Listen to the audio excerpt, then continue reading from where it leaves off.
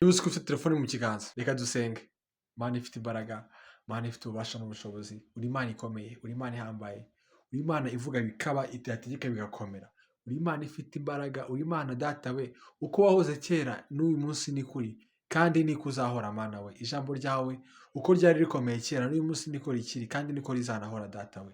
Tugushimiye ko turi bazima mbere na mbere, turagushimiye ko tukiri bazima Data we, n'ishimwe rikomeye kuba tugeze amagingo atugejeje ku mwuka w'abazima, n'ishimwe rikomeye ntacyo twabitanzeho n'ubuntu bwawe. Duciye bugufi ngo ubanze twese udutunganye, utubabarire ibyaha byacu, utubabarire aho twagenze nabi, ibirego byose Satani yatukoregaho byatuma tutabasha kwegera ubwiza bwawe, utubabarire Mwami. Duciye bugufi kugira ngo ineza ibe ku buzima bwacu.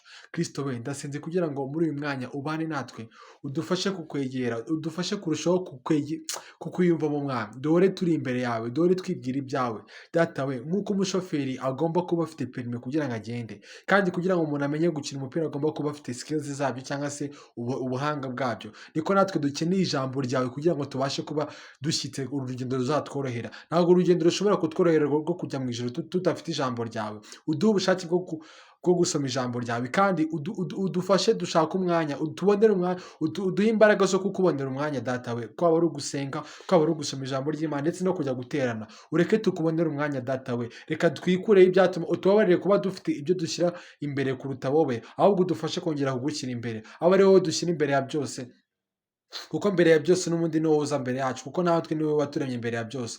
Uduhe rero gushaka buri munsi, uduhe guhora uduhe inzara n'inyota. Turasenza ngo dusabe inzara n'inyota byo gushaka mu maso hawe, tumenye ijambo ryawe ribashe kudukuza, ryo rizatuma urugendo rutworohera, kandi ibyo utubwira byose, uko utuganiriza byose bibitse mu ijambo ryawe. Ndakwigize kugira ngo uduhe ubushake n'imbaraga zo gusoma ijambo ryawe, mu izina rya Yesu Kristo mbisenze mbyizeye, amen.